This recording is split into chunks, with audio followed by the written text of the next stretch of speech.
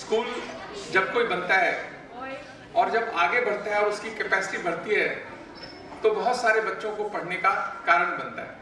जब कोई बच्चा पढ़ता है तो वो घर पढ़ता है, और जब घर पढ़ता है तो वो मजबूत बनता है। जब वो मजबूत बनता है तो ये देश मजबूत है।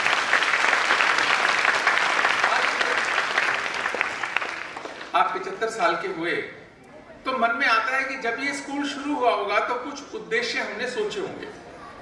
कोई भी स्कूल शुरू होता है तो कुछ उद्देश्य होते हैं, जेनरिक उद्देश्य होते हैं स्कूल के, और कुछ होते हैं बहुत स्पेसिफिक उद्देश्य होते हैं। 75 वर्ष के बाद में हमको कम से कम उस पर विचार करने की भी आवश्यकता है कि क्या हम जिस उद्देश्य से बने थे उसको पूरा करते हैं क्या। हो सकता है कि कुछ उद्देश्य लिखे न गए हो, हम ये मानते हैं कि शिक्षा है तो उसमें ये होगा ही। जैसे पहली बात है कि स्कूल का काम है एक अच्छे इंसान का निर्माण करना। एक अच्छे इंसान का निर्माण करना, एक छोटा बच्चा 3 साल का 2 साल का स्कूल में माँ दे के जाती है, और जब वो बच्चा 22-23 साल में निकलता है विश्वविद्यालय से, आप उसकी शुरुआत कराते हैं और हमारे यहाँ से फाइनल वो निकलता है, तब उसका स्वभाव कैसा होता है। एक अबोध बच्चा माँ 3 साल का दे के जाती है, और अगर 23 साल का जब बच्चा निकलता है और हमें लगता है कि ये तो हमारी बात ही नहीं मानता, हमारी सुनता नहीं है, स्वार्थी हो गया है, ऐसा हो गया वैसा हो गया, पर उसमें बच्चे का तो दोष नहीं है ना। बच्चा तो अच्छा ही आया था हमारे पास में, बहुत छोटा बच्चा आया था। इसका मतलब हमारे शिक्षा के तंत्र को सोचने की, समझने की, बदलने की आवश्यकता है। क्योंकि जब हमने एक उद्देश्य रखा कि एक अच्छे इंसान का निर्माण करना, तो उसके क्या इंस्ट्रूमेंट्स हमने सोचे। पहले तो जब हम अच्छा कह रहे हैं तो उसका मतलब क्या है। सबसे बड़ी बात है कि हमने कहा कि अच्छा बच्चा बनाएंगे, अच्छा इंसान बनाकर देंगे समाज को, देश को, इस विश्व को। तो उसमें हमारे मन में क्या था जब हम अच्छा सोचते हैं। एक किसी कवि ने बहुत अच्छा कहा है, किसी के दर्द को देखकर जो आह निकलती है, किसी के दर्द को देखकर जो आह निकलती है, बस इतनी सी बात इंसान को इंसान बनाती है। और क्या इस इंसान बनाने को, दूसरे के दर्द को देख के दर्द का एहसास होने पर स्कूल कोई प्रयास करता है क्या? मैं मानता हूं कि करता ही होगा, लेकिन अगर नहीं करता है या कम करता है तो इसको ज्यादा प्रयास करना, और उसके इंस्ट्रूमेंट्स क्या होंगे करने के लिए। आज जब नई शिक्षा नीति आई, हम भी ये विचार करते हैं कि देश की आजादी भी 75 साल की हुई और अपनी चिंता करने वाले देश में इतने बढ़ गए, देश की चिंता करने वाले बहुत कम रह गए। तो कहीं ना कहीं स्कूलों में इस पर विचार होना चाहिए, और शिक्षकों की ये महत्वपूर्ण भूमिका है कि इस पर उनको काम करना चाहिए कि अच्छे मनुष्य का निर्माण करें कैसे। एक सहज और उसके साथ में क्या है, एक सहज और सरल व्यक्तित्व का निर्माण। जो टीचर्स बैठे हैं मेरे जैसे यहाँ पर, मैं उनसे ही कहना चाहूंगा कि अगर सहज और सरल व्यक्तित्व का निर्माण करना है तो उसके लिए करें क्या। मैं आपसे पूछता हूं कि दिल्ली के अंदर पेट्रोल की कीमत क्या है? कोई बता सकता है यहाँ बैठा हुआ हॉल में दिल्ली में पेट्रोल की कीमत क्या है? बता दो, घबराना क्या है। गूगल पे देखने की भी आवश्यकता नहीं है, थोड़ा बहुत ऊपर नीचे चलेगा। हाँ, 95 रुपए, 97 सही। हाँ, कोई बात नहीं, कोई फर्क नहीं पड़ता उससे। तो 97 रुपीज है, और 1 किलो सेब की क्या कीमत है? 150 रुपए। चलो ठीक है, कोई बात नहीं, उससे मुझे फर्क नहीं पड़ना 140 है कि 150 है, जो मैं बात कहना चाह रहा हूं। पर अपने मनों में पूछिए कि क्या ये पेट्रोल की कीमत है? क्या सेब की कीमत 150 रुपए है? पेट्रोल को बनाने में नेचर ने कितने हजारों साल लगाए, और उसके बाद जब उसको रॉ पेट्रोल को निकाला, उसको निकालने का, प्रोसेस करने का, ट्रांसफर करने का, थोड़ा प्रॉफिट लगाकर एक कीमत सरकार ने तय करी, पर बनाने की कोई कीमत नहीं है इसमें। यानी अगर जिस भाव से हम सोचते हैं कि मेरे पास पैसे हैं और वह कितना भी पेट्रोल खरीदने की क्षमता रखता हूं, तो मुझे अधिकार है कि मैं कितना भी इस्तेमाल करूं। आपको अधिकार नहीं है, आप केवल उसकी सर्विसेज की कीमत दे रहे हैं, उसके बनाने की कीमत नहीं दे रहे हैं। इस भाव पर बात करने की बहुत आवश्यकता है, क्योंकि नेचर ने ये फ्री दिया अपने बच्चों को। नेचर ने सेब अपने बच्चों को फ्री दिया, लेकिन ऐसा एटीट्यूड बना दिया कि मैं पैसे वाला हूं, मेरा अधिकार है हर रिसोर्स पे, क्योंकि मैं पे कर सकता हूं। क्या आप सेब की कीमत पे कर सकते हैं? नहीं कर सकते पे। क्या आप पेट्रोल की कीमत पे कर सकते हैं? आप नहीं कर सकते पे। संभव ही नहीं है कि आप ये कीमत दे पाए। इस भाव को बच्चों के मन में रखना, कृतज्ञता का भाव नेचर के प्रति, सबके प्रति, देने के प्रति, पेड़ों के प्रति, एनवायरमेंट के प्रति कृतज्ञता का भाव कि ये मेरे को मेरी मां ने, नेचर ने दिया है। इस पर तो चर्चा होती नहीं। इस पर चर्चा की आवश्यकता है। टीचर्स कन्विंस होंगे तो बच्चों को बताएंगे और बच्चों में एक अच्छे भाव का निर्माण होगा। 2 एग्जाम्पल मैंने दिए ये। तो एक और बात आती है कि हम मानते हैं कि अच्छाई, सबको अच्छे आदमी चाहिए, फिर कहते हैं मिलते नहीं अच्छे आदमी। मानते ना, हम सब चाहते हैं अच्छे आदमी, घर में बेटा भी अच्छा हो, पति भी अच्छा हो, पिता भी अच्छा हो, सब अच्छे हों, पर अच्छे आएंगे कहां से? आएंगे तो स्कूलों से आएंगे। हमने अच्छाई को बोना सिखाया कब? हमने अच्छाई को बोना सिखाया कब? उस पर काम करना सिखाया कब? एक छोटी सी कहानी है, मैं बहुत बार सुनाता हूं, शायद बच्चे जो हैं उनको भी अच्छी लगेगी। स्टैनफोर्ड एक यूनिवर्सिटी है अमेरिका के अंदर, बहुत प्रतिष्ठित यूनिवर्सिटी है, 1890 में शुरू हुई और उसकी फीस भी बहुत ज्यादा है, प्राइवेट यूनिवर्सिटी है। वहां पर 1891 यानी 1 वर्ष के बाद में एक स्टूडेंट ने एडमिशन लिया। वो अनाथ था, माँ बाप की 7-8 साल में मृत्यु हो गई थी। माइनिंग इंजीनियरिंग में उसने एडमिशन लिया, जैसे आप सब भी बहुत कुछ करना चाहते हो जीवन में। तो उसके पास पैसे की समस्या थी, तो उसने सोचा कि एक ना कोई कार्यक्रम कराते हैं, बड़ा सा कंसर्ट कराते हैं। अच्छा समझदार बच्चा था।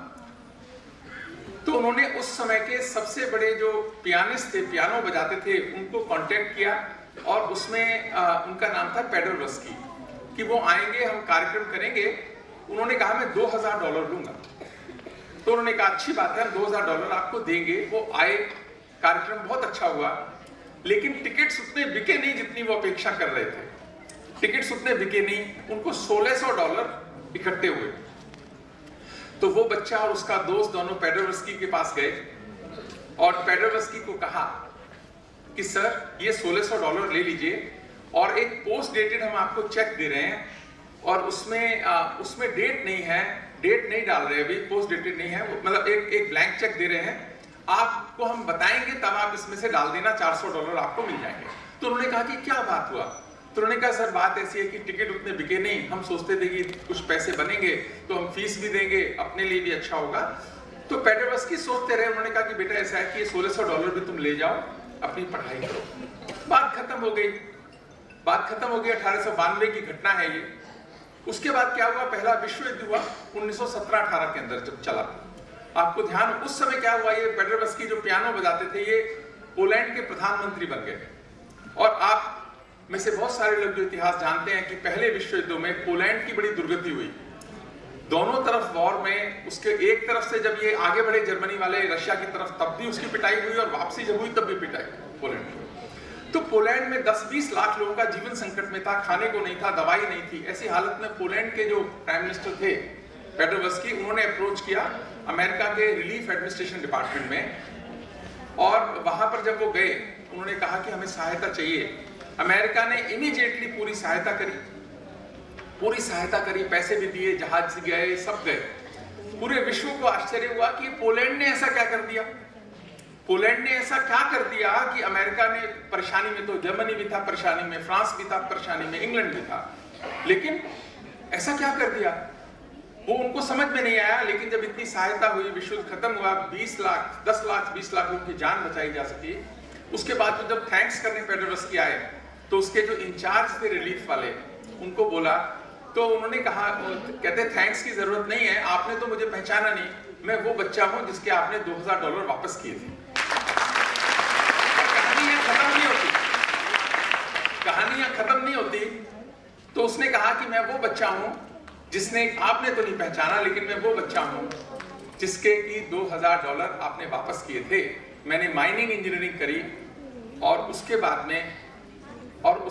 में मेरे को एक हैबिट हुई कि दूसरों की मदद करना एक बहुत बड़ा काम है, अच्छा काम है, अच्छाई को बोना बहुत अच्छा काम है।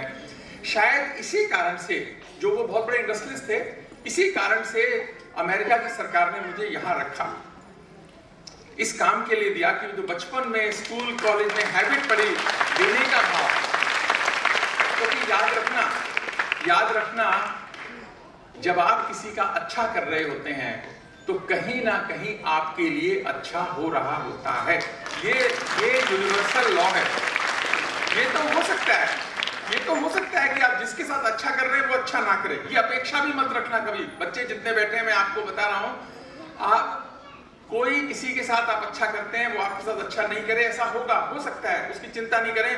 कोई और आपके लिए अच्छा करेगा, वो नहीं करेगा तो कोई और आपके लिए अच्छा करेगा, वो नहीं करेगा तो ये देश आपके लिए अच्छा करेगा। ये देश बहुत सक्षम है, अच्छे लोगों की मदद करने में ये देश बहुत सक्षम है।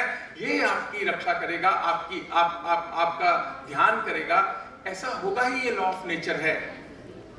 उसके बाद सेकेंड वर्ल्ड वॉर के बाद अमेरिका में चुनाव हुआ। वो बच्चा जिसका नाम अभी तक मैंने नहीं बताया, वो अमेरिका के 31st प्रेसिडेंट बने, हर्बर्ट हूवर उनका नाम है। यानी एक अच्छाई से वो एक आदमी की गुडनेस ने उसको प्रधानमंत्री बनाया पोलैंड का, और दूसरे की ने अमेरिका का प्रधान राष्ट्रपति बनाया। 31st राष्ट्रपति की कहानी है ये हर्बर्ट हूवर की। यानी हर्बर्ट हूवर ऐसे थोड़ी बने, एक छोटे से गरीब घर का बच्चा था वो। हमको ये सीखने की आवश्यकता है। तो अच्छाई को बोना स्कूलों में सिखाना चाहिए। जो मेरे टीचर्स बैठे हैं, मेरी आप लोगों से रिक्वेस्ट है कि अगर 23 साल बाद जब बच्चा निकलता है, और बहुत कहानियां हैं, आज नहीं सुनाऊंगा कि 23 साल के बाद बच्चे की मनस्थिति क्या बनती है, लेकिन अगर वो मनस्थिति ऐसी बनती है, कुछ कसूरवार तो हम भी हैं, कुछ कसूरवार आप हैं। माँ बाप को कसूरवार ठहराना आसान है, माँ बाप तो बेचारे खुद ही सोचते हैं कि हम कसूरवार हैं, लेकिन ऐसा नहीं है। हमको इस पे काम करना है, इंस्ट्रूमेंट डेवलप करने हैं, क्योंकि माँ बाप को ही नहीं पता कि सच क्या है, ठीक करना कैसे है, हैंडल कैसे करनी है सिचुएशंस को। इस पर मुझे लगता है कि सोशल साइंटिस्ट को, एजुकेशन से जुड़े लोगों को बहुत सीरियसली काम करने की आवश्यकता है। क्योंकि शिक्षा में एक और बहुत बड़ी बात है कि जब हम स्वार्थी इंसान तैयार करते हैं, किसी शायर ने बहुत अच्छा कहा, बशीर बद्र का है कि खुदा हमको ऐसी खुदाई न दे कि अपने सिवा कुछ दिखाई न दे, कि हमें अपने सिवा कुछ दिखता ही नहीं। अपना स्वार्थ आया, मैंने बड़े बड़े लोगों को देखा है, अपना जरा सा आपका इंटरेस्ट दबा नहीं ना, आपकी सारे लॉजिक रैशनैलिटी खत्म हो जाती है, और आप उसको इतना एम्फेसाइज करते हैं क्योंकि आपका स्वार्थ आ गया उसके अंदर। ये जो भाव है, इसको कंट्रोल कैसे करें, ये एक बहुत बड़ा चैलेंज है, और इसको हमें करना भी चाहिए। स्कूलों में क्या है, अभी कंपटीशन पे बहुत ज्यादा है, हम हर चीज पे कंपटीशन पे करते हैं। छोटा बच्चा होता है, माँ भी उसको बोलती है कि बेटा ये असाइनमेंट टीचर ने दी है, तो ये दूसरे बच्चे को मत दिखाना, ये दिखाएगा ना तो इसके नंबर ज्यादा आ जाएंगे, तेरे को फर्स्ट आना है। हम इस फर्स्ट आने की दौड़ में क्या खो देते हैं, उस छोटे बच्चे के मन में आपने शुरू में बीज डाल दिया कि ये जो तुम्हारे साथ है ये सहयोगी नहीं है, तुम्हारा कॉम्पिटिटर है, इससे तुमको कॉम्पीट करके आगे बढ़ना है, इसको गिरा के आगे बढ़ना है। और हेमेंद्र डांगी साहब माफ करेंगे, मैनेजमेंट वाले ऐसे कुछ प्रिंसिपल्स भी बना देते हैं जिसमें ये बताया जाता है कि गिरा कर निकलो, दौड़ा कर निकलो, कैसे भी निकलो, आपको आगे निकलना है, सक्सेस एट व्हाट कॉस्ट। लेकिन सक्सेस है क्या, इस पर भी विचार करने की आवश्यकता है। तो इसीलिए इस कंपटीशन से कोलैबोरेशन मांगती है दुनिया, कोलैबोरेट करना, एक सहयोगी के प्रति अच्छा भाव रखना, प्रोजेक्ट इकट्ठे करना, अच्छे भाव के साथ करना, कमजोर को भी आगे लिखना। भारत की तो पुरानी परंपरा रही कि क्या होता था, अभी तो हम बोलते हैं हम बहुत इंडिविजुअलिस्टिक हैं, सबको अच्छा परफॉर्म करना है। पहले शायद ऐसा भाव नहीं था, एक आध बच्चा कम भी परफॉर्म करेगा तो चल जाता था, पर इतने कंपटीशन में मैं मानता हूं मजबूरी है कंपटीशन की, 131 करोड़ का ये देश है, लेकिन फिर भी अच्छा इंसान बनाना है तो हमें कोलैबोरेशन के भाव पे काम करने की जरूरत पड़ेगी। और एक और बात है, जिंदगी में ना रोते हुए लोग बहुत मिलते हैं, टीचर्स भी बहुत मिलते हैं रोते हुए। इस रोने के भाव को भी तो कम करें, बच्चे भी मिल जाते हैं रोते हुए बहुत सारे। तो मैं समझता हूँ स्कूलों को ऐसे इंस्ट्रूमेंट बनाने चाहिए।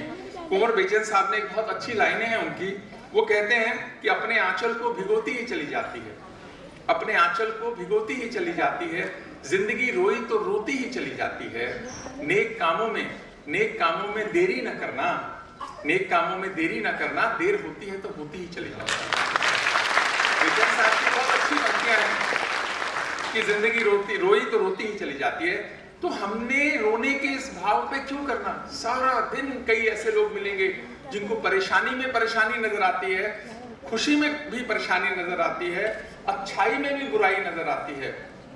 इस भाव पर छोटे बच्चे के मन पर काम करने की बहुत आवश्यकता है, और अगर हम उस पर काम करेंगे तो शायद ये सार्थक भी होगा। और बच्चों से भी हम ना बहुत एक गलत सवाल करते हैं, पेरेंट्स भी और समाज वाले भी, पेरेंट्स भी, समाज वाले भी, टीचर्स भी। ये बच्चे बैठे हैं, हम पूछते हैं ना सबसे, हमारे घर में भी, किसी के घर में जाएं या कोई हमारे घर आए कि बेटा बड़े होकर क्या बनना चाहते हो?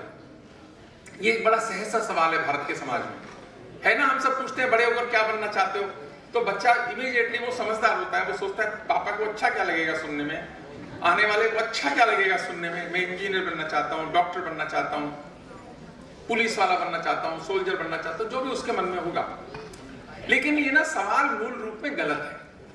हमको ये सवाल पूछना ही नहीं चाहिए। ये सवाल हमको किसी बच्चे से नहीं पूछना चाहिए कि आप बड़े होकर क्या बनना चाहते हो। हमको क्या सवाल पूछना चाहिए कि बड़े होकर क्या करना चाहते हो। हमारा सवाल ये होना चाहिए कि बड़े होकर आप क्या करना चाहते हो।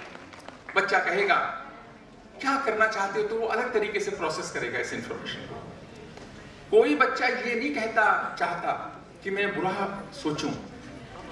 तो जब हम कहेंगे कि मैं कोई कहेगा कि मैं अच्छा इंसान बनना चाहता हूं, मैं दूसरों के लिए अच्छा करना चाहता हूं, मैं देश के लिए अच्छा करना चाहता हूं, मैं इस चीज के लिए करना चाहता हूं, उसका इंस्ट्रूमेंट तो हो सकता है डॉक्टर बनना, इंजीनियर बनना, पर वो ध्येय नहीं हो सकता। हमने तो ध्येय बना दिया कि भाई मैं क्या करना चाहते हो, इंजीनियर बनना चाहता हूं। बचपन से ये ध्येय बन गया बच्चे का कि मुझे इंजीनियर बनना है। अब इंजीनियर बन गया तो आगे उसको मालूम ही नहीं है कि क्यों इंजीनियर तो बन गया, अब क्या। ये अब क्या जब आता है तो हमारी दिशा भ्रमित हो जाती है, हमारे मन में लगता है कि सब कुछ गलत हो गया। तो ये जो प्रश्न है, मूल प्रश्न है, जो हम 1 साल के बच्चे से भी पूछते हैं और 10 साल के बच्चे से भी पूछते हैं कि बेटा बड़े होकर क्या बनना चाहते हो, आज से हम ना पूछें। ऐसी मेरी आपसे रिक्वेस्ट है, हम पूछें कि बड़े होकर क्या करना चाहते हो। जब वो क्या करना सोचेगा तो एक उद्देश्य बनेगा। अब 75 साल की भारत की भी आजादी हुई, अपनी चिंता करने वाले बहुत हैं, देश की चिंता करने वाले कम हैं। कोई बच्चा बोले कि मैं देश की चिंता करना चाहता हूं, तो अगला प्रश्न होगा कि कैसे चिंता कम करोगे? कि मैं जो है आर्मी में जाऊंगा। अच्छी बात है। तो उसके मन में एक भाव है कि मैं इस काम के लिए ये कर रहा हूं। ये हम प्राध्यापकों को सोचना चाहिए कि इसको कैसे रहा जाए। और अंतिम बात, एक जो स्कूलों से शिकायत सबको है, मुझे भी है और यूनिवर्सिटी से भी है, वो ऐसा नहीं कि स्कूलों से ही है, पर यूनिवर्सिटी वाले प्रोफेसर कह देते हैं कि स्कूल से बच्चा हमारे पास तो ऐसा ही आता है। स्कूल के टीचर नहीं कह सकते हमारे पास ऐसा ही आता है, उनके पास तो 3 साल का अबोध बच्चा आता है। लेकिन विश्वविद्यालय भी नहीं सकते, क्योंकि प्रश्न है, लास्ट है कि खुश कैसे रहा जाए। देखो अल्टीमेटली सब खुश रहना चाहते हैं, सुखी रहना चाहते हैं, तो खुश रहा कैसे जाए, परेशानी को हैंडल कैसे किया जाए, खुश रहने के क्या तरीके हो सकते हैं, इस पर तो स्कूलों में कभी बात ही नहीं होती। टीचर्स को ही नहीं पता खुश कैसे रहा जाए। नहीं पता ना, टीचर्स जो बैठे हैं, पता है कैसे खुश रहा जाए? कभी विचार तो करो। हेमेंद्र डांगी साहब कुछ पुस्तकें लिखवाओ इस पे कि खुश कैसे रहा जाए। क्योंकि बात यह है कि देश को सबसे ज्यादा इस समय आवश्यकता है कि स्कूलों में इसकी ट्रेनिंग हो कि खुश कैसे रहा जाए, खुश कैसे रखा जाए। पहले टीचर्स खुश होंगे। देखो जिसके पास जो होगा वो देगा। अगर आप खुश हैं तो खुशी बांटेंगे, दुखी हैं तो दुख बांटेंगे, निगेटिव है तो निगेटिविटी बांटेंगे, क्रिटिकल है तो क्रिटिकलिटी बांटेंगे, परेशानी में है तो परेशानी बांटेंगे। जिसपे जो चीज होती नहीं वो देता नहीं, दे सकता नहीं, रूल नहीं है। यानी अंदर से आपको खुश होना होगा।